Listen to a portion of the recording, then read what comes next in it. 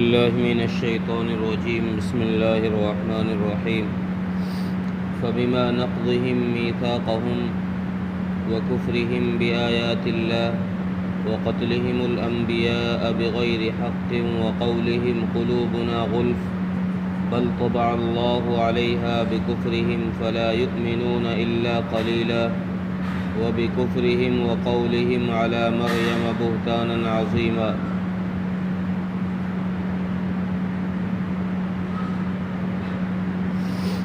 پچھلی آیتوں میں یہود کی کچھ قباحتوں کا ذکر کیا، ان کی برائیوں کا ذکر کیا، اور پھر اللہ تبارک و تعالیٰ نے ان کے سزا کا بھی ذکر فرمایا۔ ان آیتوں میں بھی اور آگے بھی اگلی آیتوں میں بھی ان یہودیوں کی قباحتوں کا ذکر ہی کیا جا رہا ہے، ان کی برائیاں بتائی جا رہی ہیں کہ ان کو دنیا میں جو سزائیں دی گئی ہیں، ان کو دنیا میں جو ذلیل کیا گیا ہے، اللہ کی ان پر لعنت جو رہے گی ہمیشہ، اس کی وجہ کیا ہے؟ تو اس سبب کو بیان کرتے ہوئے اللہ تعالیٰ نے پہلی بات تو یہ ارشاد فرمائی کہ ہم نے ان سے جو عہد لیا تھا، جو میثاق لیا تھا کہ تمہیں تورات پر عمل کرنا ہے، جو پچھلی آیت میں کل ہی ذکر کیا گیا کہ کوہ طور کو ان کے سر پر لا کر کھڑا کیا اٹھا کر کے، اور اللہ نے یہ کہا کہ بات مانو اور تورات پر عمل کرو ورنہ تمہیں کچل دیا جائے گا، تو انہوں نے ہاں کر لیا، ڈر کے مارے انہوں نے ہاں کیا، لیکن بعد میں اس عہد کو پھر توڑ دیا۔ تو اسی طریقے کے بہت سارے عہد ان سے کیے گئے، لیکن یہ ایک بھی عہد پر قائم نہیں رہے، تو انہوں نے جو عہد توڑے ہیں ان عہدوں کے توڑنے کی وجہ سے، ان میثاقوں کے توڑنے کی وجہ سے اللہ تبارک و تعالیٰ نے ان کے لیے یہ فیصلہ فرمایا ہے کہ ان پر ہمیشہ اللہ کی لعنت اور اللہ کا غصہ رہے گا، اور ان عہدوں کو توڑنے کی وجہ سے ہی اللہ تبارک و تعالیٰ نے انہیں ذلیل اور خنزیر اور بندر جیسی شکلیں ان کی بنائی ہیں، ان کی صورتیں مسخ کی ہیں، ان کی وجہ سے ہی۔ دوسرا سبب اللہ تبارک و تعالیٰ نے یہ بیان کیا ہے کہ ان لوگوں نے، ان یہودیوں نے اللہ کی آیتوں کا انکار کیا۔ اللہ کی آیتوں کا انکار، ایک تو یہ مفسرین لکھتے ہیں کہ انہوں نے تورات کے اندر جو رسول اکرم صلی اللہ علیہ وسلم کے اوصاف و کمالات ذکر کیے گئے تھے، آپ صلی اللہ علیہ وسلم کی تعریفات کے لیے جو آیتیں تورات کے اندر تھی، انہوں نے ان آیتوں کو ہٹا دیا، ان آیتوں کو بدل دیا، تو یہ مراد ہے۔ یا بعض مفسرین فرماتے ہیں کہ اس سے یہ مراد ہے کہ انہوں نے قرآن کا اور انجیل کا انکار کیا ہے، ان کو آسمانی کتاب مانا ہی نہیں ہے، یہ آیتوں کا انکار ہے۔ اور ایک تیسرا سبب یہ بیان کیا گیا، یہودیوں کا تیسرا سبب یہ بیان کیا گیا ہے کہ ان لوگوں نے انبیاء علیہ السلام کی بات کو تو مانا ہی نہیں، لیکن اس کے ساتھ بڑا جرم یہ کیا، اس کے ساتھ بڑا جرم یہ کیا کہ انہوں نے نبیوں کو ناحق قتل کرنا شروع کر دیا۔ قوم یہود نے انبیاء علیہ السلام کی ایک بہت بڑی جماعت کا قتل کیا ہے، تیر مار کر کے قتل کرنا اور آروں سے چیر کر کے قتل کرنا، یہ حرکتیں ان لوگوں نے کی ہیں، جس کے سبب اللہ تبارک و تعالیٰ نے ان کو یہ سزائیں دنیا میں بھی اور آخرت میں بھی ان کے لیے تجویز کی۔ اور چوتھی بات، چوتھی بات ان کی یہ ارشاد فرمائی ہے اللہ تبارک و تعالیٰ نے کہ یہ لوگ رسول اکرم صلی اللہ علیہ وسلم سے یہ کہا کرتے تھے کہ ہمارے دل تو پردے میں ہیں، ہمارے دل پردے میں ہیں، لہذا تمہاری شریعت کی ہمیں ضرورت نہیں ہے، تمہاری بات ہمارے دلوں پر اثر نہیں کرے گی، تم کہتے رہو جو مرضی،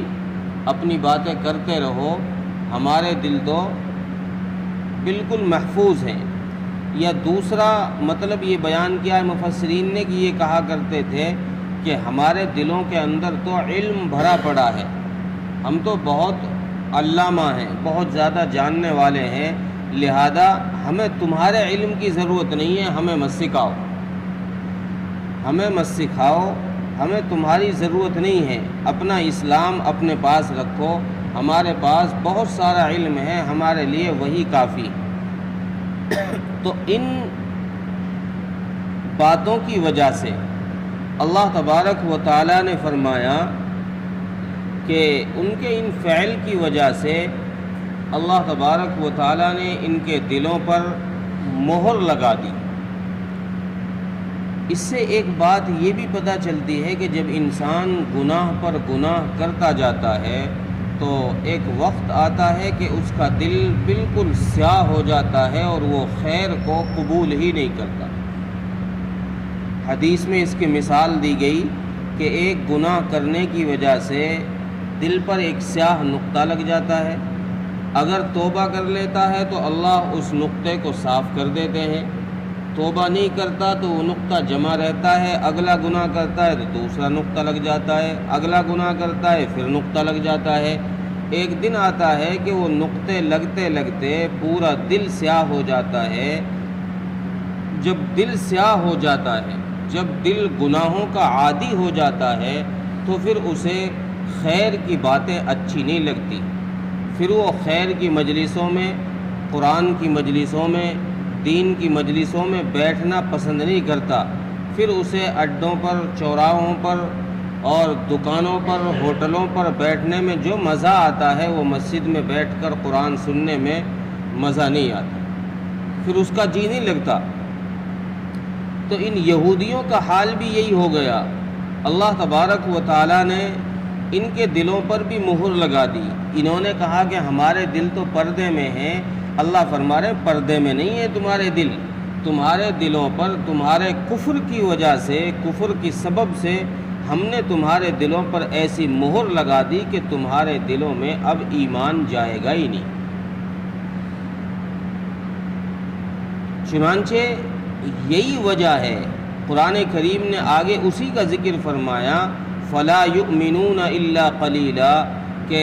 ان یہودیوں میں سے بہت تھوڑے لوگ ہیں جو ایمان لے کر آئے۔ عبداللہ بن سلام وغیرہ اور ان کے چند ساتھی یہی لوگ ہیں، ورنہ آج بھی جتنے یہودی ہیں وہ اسلام اور مسلمانوں کے ایسے سخت دشمن ہیں کہ وہ ایک پل نہیں برداشت کرتے کہ مسلمان زندہ رہیں یا اسلام دنیا میں باقی رہے۔ وہ یہ چاہتے ہیں کہ منٹوں سے پہلے اسلام اور اسلام کے ماننے والوں کو ختم کیا جائے، اسی لیے وہ اسلام کی طرف اور مذاہب کے لوگ اسلام کی طرف بہت تیزی سے بڑھ رہے ہیں، دوسرے مذہب کے لوگ اسلام کو قبول کر رہے ہیں، لیکن یہود کے اندر اللہ تبارک و تعالیٰ نے ان کے دلوں پر ایسی مہر لگا دی کہ اب قیامت تک یہ یہودی ایمان کی طرف نہیں آئے۔ یا دوسرا مطلب مفسرین فرماتے ہیں کہ دوسرا مطلب یہ ہے کہ ان کو ایمان نہیں ملتا مگر بہت تھوڑی مقدار میں۔ ایک مطلب تو یہ بیان کیا کہ یہ بہت کم لوگ مسلمان ہوتے ہیں، بہت کم لوگ ایمان قبول کرتے ہیں۔ دوسرا مطلب یہ بیان کیا گیا ہے کہ ان کو ایمان بہت تھوڑی مقدار میں ملتا ہے، تھوڑی مقدار میں، اتنی تھوڑی مقدار میں ایمان ملتا ہے کہ جو نجات کے لیے کافی نہیں ہے، جو انسان کی نجات کے لیے کافی نہیں ہے۔ تھوڑی مقدار میں کیسے کہ یہ بعض کتابوں پر اور بعض نبیوں پر تو ایمان لائے ہیں،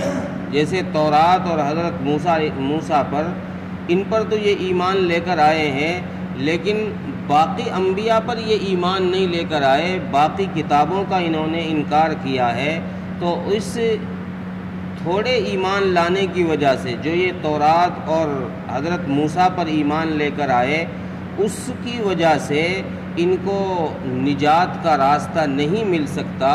کیونکہ وہ تھوڑا بھی اسی وقت کارگر ہوگا جب اگلے انبیاء اور اگلی کتب کو بھی مان لیا جائے۔ اگلے انبیاء اور پچھلے انبیاء، حضرت موسیٰ علیہ السلام سے پہلے کے انبیاء اور حضرت موسیٰ علیہ السلام سے بعد کے انبیاء، تورات سے پہلے کی کتابیں اور صحائف اور تورات کے بعد کے صحائف اور کتابیں، ان سب کو اگر مانا جائے گا تورات کے ساتھ میں، تو یہ تورات والا جو تھوڑا حصہ بچے گا ایمان کا، یہ قابل قبول ہوگا۔ اور اگر ان کے بعد اور پہلے والی کتابوں اور نبیوں کا انکار کیا جائے گا، تو جو تورات اور حضرت موسیٰ علیہ السلام کی وجہ سے جو ایمان کا تھوڑا حصہ اندر میں آتا ہے، وہ حصہ قابل قبول نہیں ہوگا، وہ نجات کے لیے کافی نہیں ہوگا۔ اگلی آیتوں میں پھر انہوں نے اللہ تبارک و تعالیٰ نے ان کے ایک اور قبیح فعل کا ذکر کرتے ہوئے ان کی ایک اور برائی کا ذکر کیا ہے کہ انہوں نے حضرت مریم علیہ السلام پر ایک تہمت لگائی، بہتان باندھا۔ اس کا ذکر آگے پھر اللہ تبارک و تعالیٰ نے اگلی آیتوں میں کیا۔ ترجمہ دیکھ، فَبِمَا نَقْضِهِمْ مِيثَاقَهُمْ، ان کو سزائیں جو ملی ہیں ان کے میثاقوں کے توڑنے کی وجہ سے، عہدوں کے توڑنے کی وجہ سے، وَكُفْرِهِمْ بِآيَاتِ اللَّهِ، اور اللہ کی آیتوں کا انکار کرنے کی وجہ سے، وَقَتْلِهِمُ الْأَنْبِيَاءَ بِغَيْرِ حَقٍّ، اور انبیاء علیہ السلام کے ناحق قتل کرنے کی وجہ سے، وَقَوْلِهِمْ قُلُوبُنَا غُلْفٌ، اور ان کے اس کہنے کی وجہ سے کہ ہمارے دل تو پردے میں ہیں، بل طبع اللہ علیہا بکفرہم فلا یؤمنون الا قلیلا، بلکہ پردے میں نہیں ہیں، بلکہ اللہ تبارک و تعالیٰ نے تمہارے ان کے دلوں پر ان کے کفر کی وجہ سے مہر لگا دی، فلا یؤمنون الا قلیلا، سو وہ اب ایمان نہیں لائیں گے مگر بہت تھوڑا۔ اللہ تعالیٰ ملتا